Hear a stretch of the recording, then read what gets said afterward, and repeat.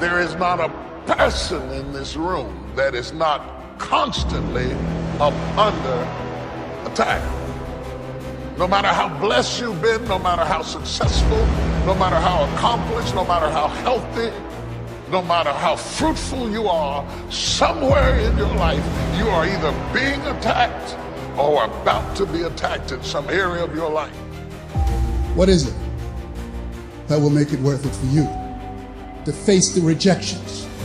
What is it that will make it worth it for you to brainstorm and not be intimidated and say, I can do this? What is it that will make it worth it for you to raise the bar on yourself and say, I got some more stuff in me? What is it that will make it for you and you want to give up? And God says, I'm going to bless you, but you've got to dress for the battle while you receive the blessing. With every blessing, there is a battle. I would venture to say the greater the blessing, the greater the battle. The enemy would not send that level of battle against you if there were not that level of blessing before you. The level of battle you face is an indication of the level of blessings that you stand to receive. No robber robs an empty house. Nobody holds up a bag lady. Is not judged after he celebrates a victory, but by what he does when his back is against the wall. So no matter how great the setback, how severe the failure, you never give up.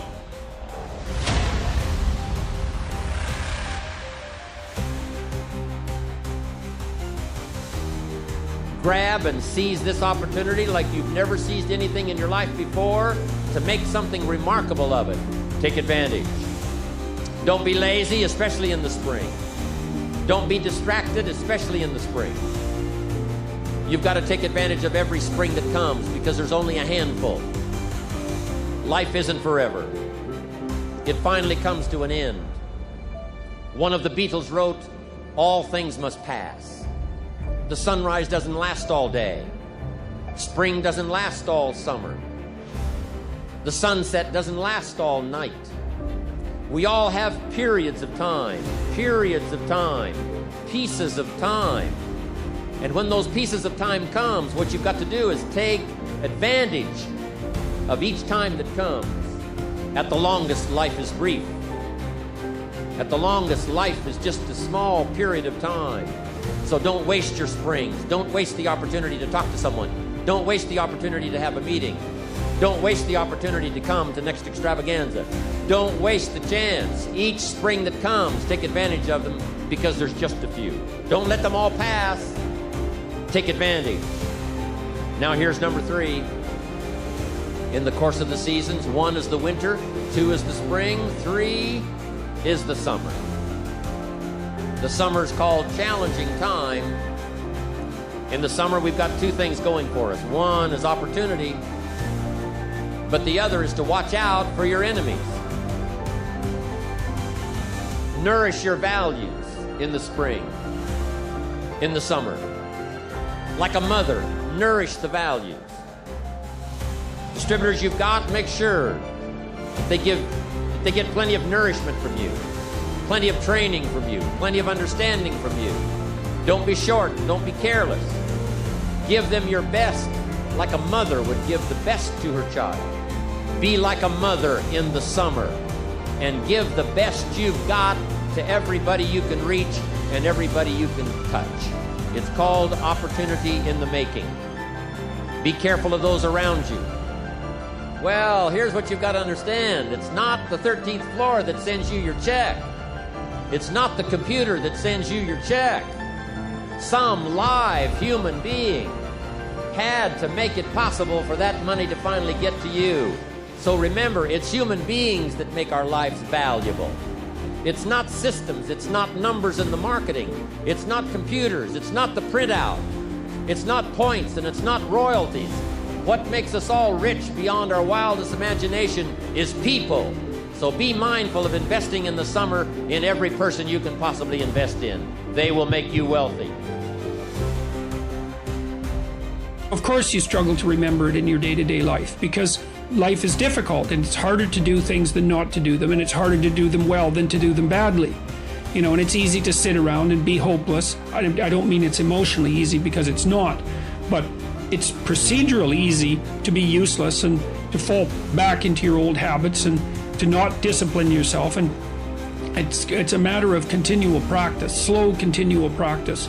And I think a good example of that is something like weightlifting. You know, if you start a weightlifting program, which I would recommend, by the way, because it's tremendously advantageous physically and cognitively, you're not going to really see results for a number of weeks, and then the results are rather slow, but you can get pretty decent results over a 6-month period and absolutely stellar results over a couple of years. And so you have to make sure your time frame is right and not to be too hard on yourself. And I did mention the future authoring program earlier, and one of the things I would recommend too is, if you're having a hard time implementing your decisions, say your ethical decisions, that you spend a bit more time thinking them through and writing them down. And the future authoring program is really helpful for that. That's why we designed it. And so get your goals straight and continue to practice every day. And if you're not succeeding, then make your goals slightly smaller. You want to make your goals large enough so that they challenge you, but small enough so that you have a reasonable probability of succeeding at them on a day-to-day basis. And then you have to also understand that if you fail on a given day, like let's say you're trying to quit smoking and you quit for 2 weeks, and then you have a cigarette and you think, oh my God, now I've screwed it up, I'm not quitting anymore. You smoke a whole pack of cigarettes. It's like, well, there's a couple of mistakes there. And one is, well, just because you had a cigarette doesn't mean you failed. It just means that you had a cigarette. You can start stopping again the next day. And the fact that you had 1 cigarette in the last 2 weeks is a hell of a lot better than the 2 weeks that you had before that. And so you've got to be realistically humble. You've got to be ambitious enough in your goals so that you're pursuing something that you regard as truly meaningful and worthwhile. You know, and maybe you can judge that to some degree if you think about someone you love attempting the same thing, and think about how you would feel if they managed it. And if you would feel good, then that's probably a good what would you say? That would be a good evaluation strategy to use on yourself. So you want your goals to be of sufficient nobility so that you can live with yourself properly if you're pursuing them, but you want them to be small enough so that you have a reasonable probability of implementing them. If you're having a discussion with someone and they're talking about things that don't have those characteristics, right, that they haven't made personal, then the conversation is almost never interesting. It's because the person they really are an empty shell through which ideology, cliches and slogans are pouring. There's nothing about that that's compelling, because you don't see the grappling. You don't see that the other person has grappled with the ideas and come to their own unique conclusions. And it really is in that mingling of the abstract and the particular that compelling wisdom is to be found. And so that's and then concretely speaking, well, there's ways of earning your knowledge, and part of that is reformulating it in your own words. That's thinking it through, right? And discussing it until you have it at hand. You can talk about it and you can generalize from it because you truly understand it. But a huge part of that is also putting it into practice and deriving your own conclusions as a consequence. And some of that can be done with debate. It's like, here's an idea I came across, and here's the idea, and here's what I think it means. And this is how I think it would change things if I put it into practice. This is how I understand this idea. And what do you think of that? Like, that's a good debate or discussion, you know? Because then the other person can say, well, I don't really agree with the way you formulated that, or I don't agree with your conclusions. And hopefully it's a real discussion and not just one-upmanship, you know, because that's a pretty dull game.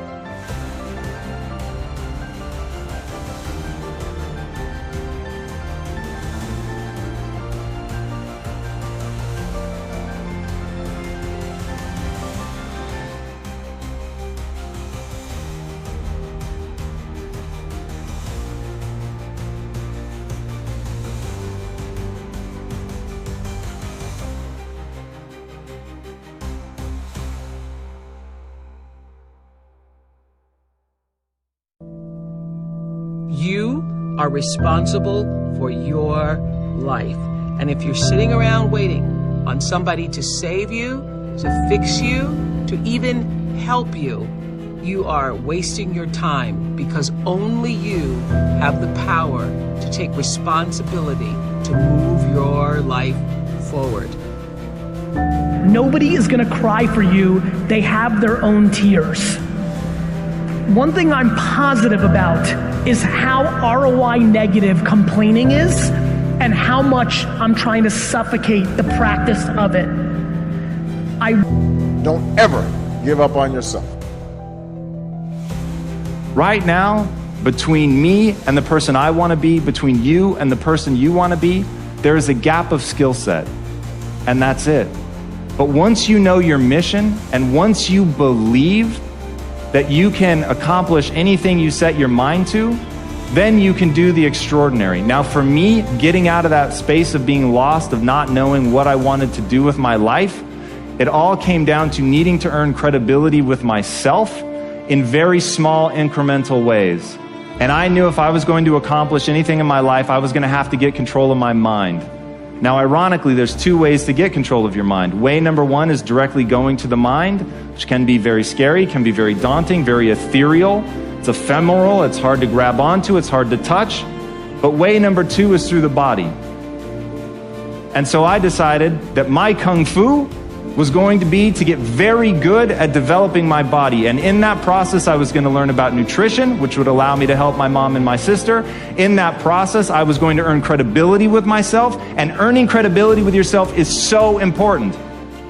Do it in micro ways. For me, just showing up to the gym every day was a micro victory. I said I was going to do it, and I did it. Now you have to understand, I hate working out. So for all of you crazy people that get an endorphin rush from running, I hate you all. Running for me is like being stuffed into a meat grinder. There is absolutely nothing pleasurable about it whatsoever. So whatever neurological thing you guys get that you've been blessed with, I have not been blessed with that. So for me, showing up at the gym sucks. Eating a bowl of ice cream is awesome. And so getting to a better place for me was a totally different journey. Thank you.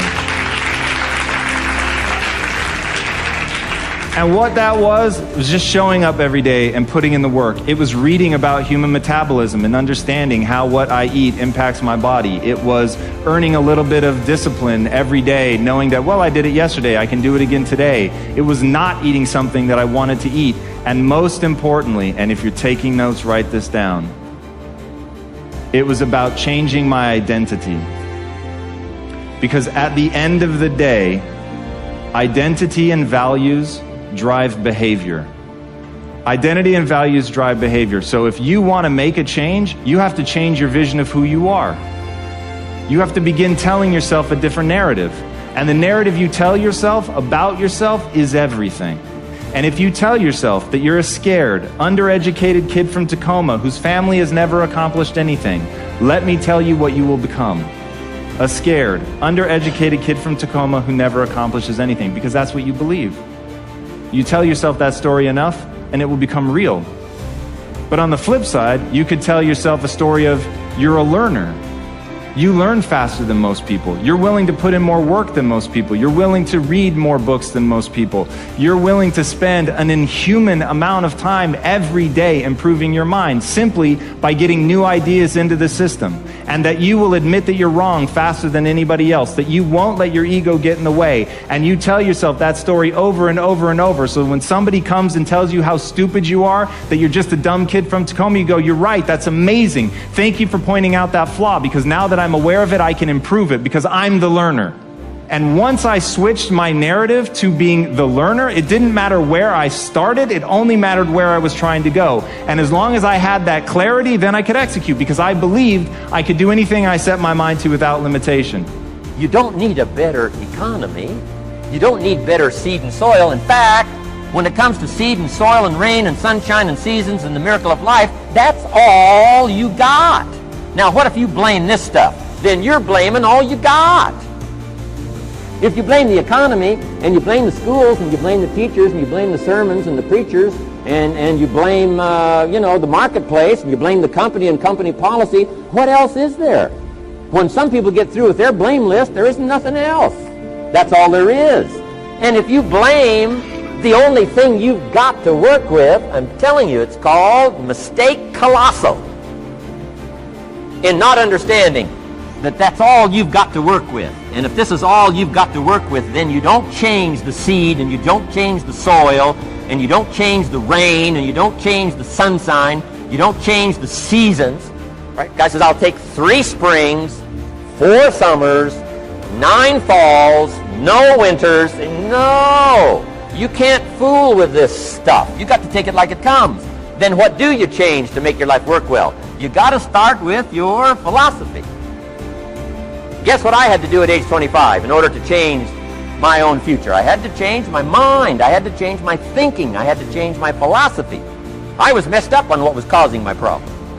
And once I got that straightened out, that all the stuff I blamed, the government and taxes, and the marketplace and the economy, and things cost too much, negative relatives, cynical neighbors, once I got rid of that and started going for where the real problem was, which was me, I'm telling you, my life exploded into change.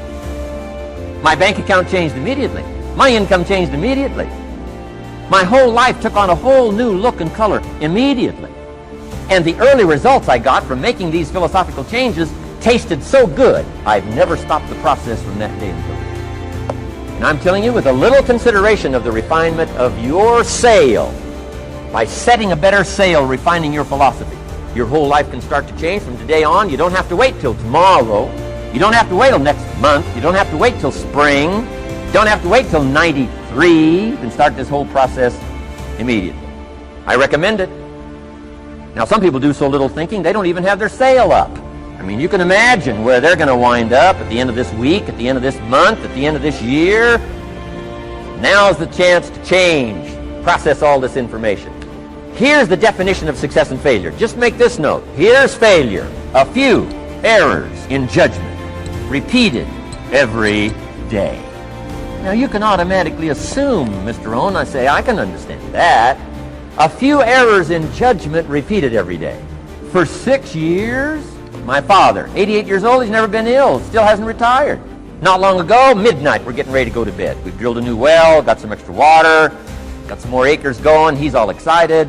At midnight, we're getting ready to go to bed. My father's eating what he calls his midnight snack. A little bite to eat before you go to bed. Don't have to go to bed hungry. And I'm watching him eat this midnight snack. Guess what he had? An apple, a few graham crackers, and a glass of grapefruit juice. I said, no wonder my father's so healthy. My mom taught us all those good health practices. Taught me when I'm growing up, right? I'm an only child. I've never been ill. Passed the big 5-0 some time ago. My 2 daughters, 32, 33, never been ill. My grandkids, never been ill. I'm telling you, the legacy lingers on. As I watched my father have this midnight snack, suddenly it occurred to me. I know that's part of it. An apple, what? A day. That's gotten to Dallas-Fort Worth, right? An apple. An apple a day keeps the doctor away. Good question for this intelligent audience. What if that's true? You say, well, Mr. Rohn, if that's true, that would be easy to do. Then what's the problem? It's easy not to do. It's easy not to adopt it as your own personal philosophy. Or the guy messed up to say. Guy says a Hershey bar a day. Say, no. No. You've been watching too much television. It is not Hershey bar. You got to be smarter in philosophy than to fall for the Hershey bar a day when it's an apple a day. You got to be smarter than that. And if you make that kind of an error in judgment every day for 6 years, I'm telling you, it'll accumulate into disaster. Sometimes the first year you say, well, you know, I'm so healthy now, what difference is it going to make? You got to be smarter than that. Just because disaster doesn't fall on us at the end of the first day doesn't mean disaster isn't coming. You got to be so smart that you look down the road and say, will the errors in my present judgment of philosophy, what's that going to cost me in 1 year, 6 years, 1 month, 6 months? I'm telling you, the money cost and the health cost and the success cost is too gigantic if you look down the road a little ways and say, are there errors in my current judgment like an apple versus a Hershey bar? Is that just a good illustration of some of the rest of my errors in judgment? If it is, that's where I found myself at age 25. I started working when I was 19. I met my teacher who helped turn my life around when I was 25. That's 6 years. At the end of the first 6 years of my economic life, I've got pennies in my pocket. I've got nothing in the bank. The creditors are calling saying, hey, you told us the check was in the mail. I'm embarrassed. I'm behind on my promises. I live in America. I'm 25-year-old American male. I got a nice family, every reason to do well. And I'm messed up. Now, what's messed up? I used to think it was the community that was messed up, and the country was messed up, and the government was messed up. If those Democrats ever get in the White House, that'll really mess things up. If the Republicans stay in power, that'll really mess things up. The economy was messed up. Interest rates are messed up. I thought all this stuff was messed up. Then I found out that's not what was messed up. I was criticizing the only thing I had to work with. What was really messed up was my own personal philosophy. My own errors in judgment in my own personal philosophy brought me in 6 years to pennies in my pocket, nothing in the bank, and trying to explain why I wasn't doing well living in America, 25-year-old American male, got a family, every reason to do well. Now, once I understood this, here's the formula for failure: errors in judgment, being lax about developing your own personal philosophy. I'm telling you, it's called accumulated disaster.